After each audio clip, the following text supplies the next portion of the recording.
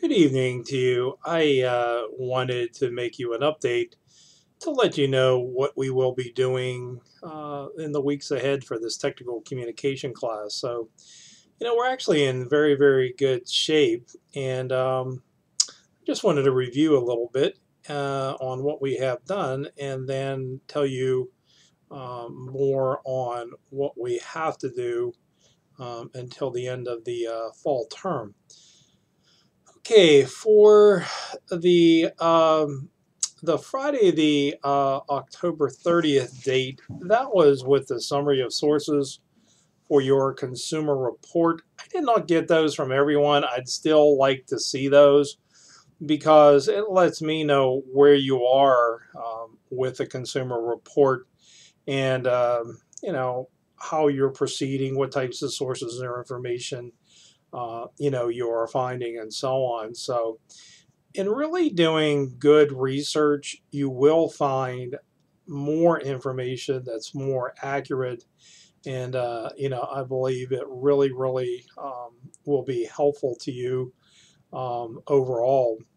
I told you in 2014, my son Mike moved to North Dakota, and we wanted to get him a vehicle that was good in snow, in bad weather. Not only snow, but of course you deal with hail and horrible rainstorms, and at the beginning of the after winter's over, when you get to spring, you're dealing with all the gravel and all the debris on the road, which actually helps to have all-wheel drive. So we ended up getting a Subaru Forester, and it has all-wheel drive, and it was like the premium with all-weather package. So it even had the wiper blades rest on these heated elements. So like if you go inside the store and you come back out, when you start the vehicle up, the wiper blades will swing freely, and so that's nice. That heated seats, heated mirrors, and the vehicle has what's called symmetrical all-wheel drive. So, like if the wheel is slipping on the passenger or driver side on the front side, then they will kick in on the back. And I certainly had firsthand experience as far as how the symmetrical all-wheel drive worked, because last January it was a horrible snowstorm, and I ended up driving my son to the Tribune Review. He wasn't sure if he wanted to drive in that kind of weather, so I drove, and he had to be there at 6 o'clock a.m. And there was so much snow overnight. There was like 18 inches that the salt trucks and the snow plows weren't out. So it was interesting driving on Route 819, and it handled really, really well. It's like 13-inch ground clearance, so it was great, and just a wonderful vehicle. This year, though, we're going to put on all four snow tires, and so if he wanted to go to Seven Springs on a Friday or Saturday night in a snowstorm, it would take him there. So from doing the research, it was better. We did consider Honda, and I am a Honda person and didn't go in that direction. And even Toyota, the Toyota RAV4, liked it, but the Subaru was better. So I just mentioned that. So like if you still haven't done that, you either have to look at the pros and cons of the brands you are considering, or the features, advantages, and benefits. So I received most of those, but like I said, there's still some that I did not get. Okay, so for this past Friday, which was November the 4th, you had to submit your portfolio to me from collegecentral.com/WCCC. Now, if you were not able to successfully get into College Central and you have some error or something that gives you an error message, well, you can always call Career Services at 724-925-4058, and they will assist you. And for this assignment, you actually do not have to submit the resume assignment until Friday, December the 9th. And if you are so inclined, Career Services will give you a 1-hour appointment to work on your resume. If you want on your portfolio, your cover letter, even if you wanted to do something on LinkedIn and wanted to develop a basic profile, they're available to help you. So I just wanted to comment on that. For this Friday, which is the 11th of November, you need to submit your written instructions. However, if you need more time, you can always take until midnight on Monday, November the 14th, and that would be okay with me. Make sure, and I am, I'm going to go to this website here right now. I'm looking at the textbook, and so on page 223, we have guidelines for instructions, and something that I wanted to tell you. Okay, in our book they talk about these three, so there's a couple of options. So, like if you are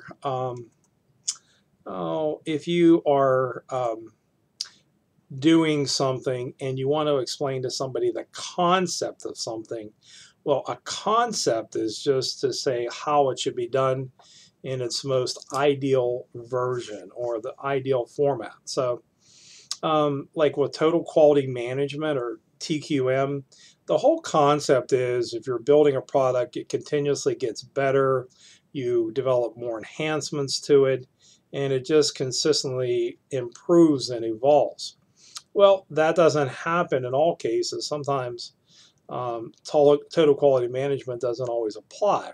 So, but boy, if you ever buy like a Toyota, if you buy a Toyota Camry, they get better and better and better. And from one model to another, maybe they'll go up $200, but they have a huge array of added features. And then, but the other part about it is, in some cases, it just does not work out as planned. But that is a concept, okay? They also mention in our book, and I'm looking at page 223, they talk about process guidelines or process instruction, or process rather. Now, when you do a process of something, you actually explain it to someone, but they do not actually, have to perform it. So my boys now are in their 20s, but before my first son was born, I went to take these infant and child care classes at Excel La Trobe, and they were some of the best classes I ever had, and I became a much better parent as a result. But at one point, the RN that was in charge of our class explained to all the men in the class like what you should expect, during childbirth, like how it goes and what some of the things that you're going to be noticing and so on. In that particular case, they explain like process, showing how a woman delivers a baby, but we didn't actually have to be there and help to deliver the baby. We just had to know some of the things to keep in mind, as a father, and so on.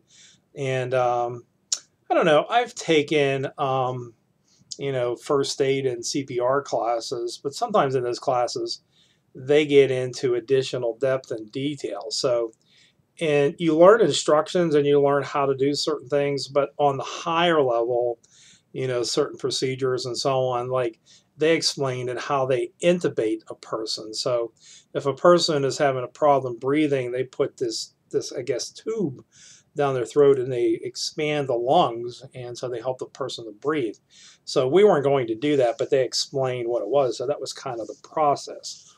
Now, with instructions, you're going to explain to somebody else how to do something, and they have to perform it at a basic level of competency. So, like for instance, if you go to the Home Depot, they have classes on Saturday mornings for people that are not experienced in fixing things around the house. So, if you had to remove an old toilet and then maybe you had to put new wood on the floor because perhaps it was leaking, they would show you how to do that, but they would certainly show you how to put that wax ring there. It's like a gasket, and then the metal flange, and then how the toilet sits on top of that, and then how you caulk around the rim there of the or whatever it is, the edges of the toilet, so you have a good, nice, tight seal. So when someone is using the toilet, they're not moving back and forth. It's nice and secure, and also you don't have any water leakage or seepage. So that would be instructions,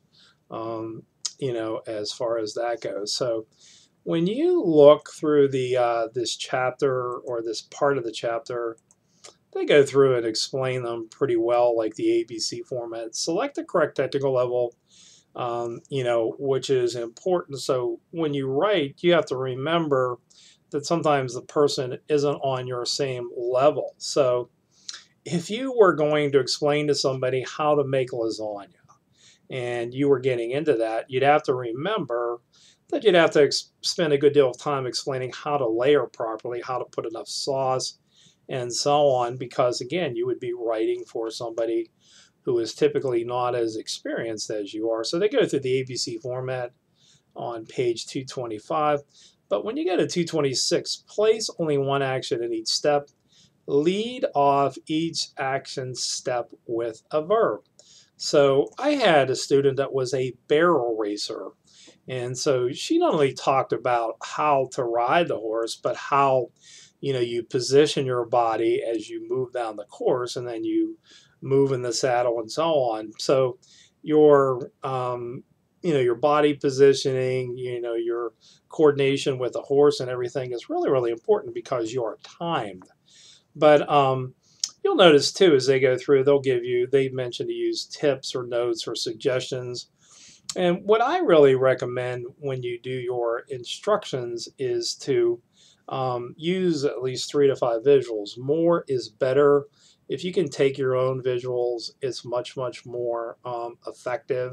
Because like I had somebody that was a dog groomer, and she did how to groom like a really, really big dog and how to keep it under control. So she used her own visuals, and in my opinion, it was really, really helpful. So that's what you're going to have to do for, like I said, you could have up until the 14th. Now for the next week, there's one discussion board. You have to do the first posting by Wednesday, November the 16th, and then you have to respond by the 18th. And that whole discussion board posting is on a style guide that they are developing for M Global. So a style guide, in essence, it tells people how to lay out documents, how you use headings and subheadings, and how you incorporate the logo of the company, images, and things of that nature. Even like when I was in the Navy, one of the words that we used style-wise was on board, which is 2 words, so you means that you are in agreement. If you use on board as 1 word, that means that the person is boarding a naval vessel. So the captain is on board the USS Kitty Hawk, which was a ship that I was on. So you'd have to use 1 word in that case. My brother Steve used to work for the CIA, and they would want you to use third world as a capital T and a capital W, or which words were hyphenated, how you would start off a report, and all of that. So, like I said, you only have that assignment, for that week. And then when we get to the week of the 25th, if you submit your consumer report by that Friday the 25th, you'll gain an additional 20 points. If you submit it by the 2nd of December, then you'll gain an additional 10 points on it. We're going to have 2 letters. One will be due like the 25th, I believe, and the other one is on the 2nd. I'll talk about that one more. One is on a problem or dangerous intersection, and then there's another one that you can do on how to tell somebody how to take an online course and be successful in it. There's a third option, but I'm not going to talk about that today. I just want to give you an idea that you have to complete 2 letters. So, that's what we'll be doing as we get to that point. When you get to, the last week, which is the, let me see here, that would be the week starting on the 5th of December, correct? When you get to that point, a couple things you have to do. The one thing you have to do is submit the last discussion board posting on what you learned from the consumer report and all that, and then you have to submit the consumer report totally by December the 9th. So I mean, if you want to submit it earlier, you can. but it has to be done by that Friday, December the 9th at midnight. And so, like I said, I think it's discussion board 7 on what you learned from the consumer report itself. And then finally, you have to submit the resume by that last, day, that 9th. So that's kind of what we have. So if you want to work ahead, you are free to. I encourage you to actually. So, that's the option you have. And if you have any questions, please be in touch. Thanks.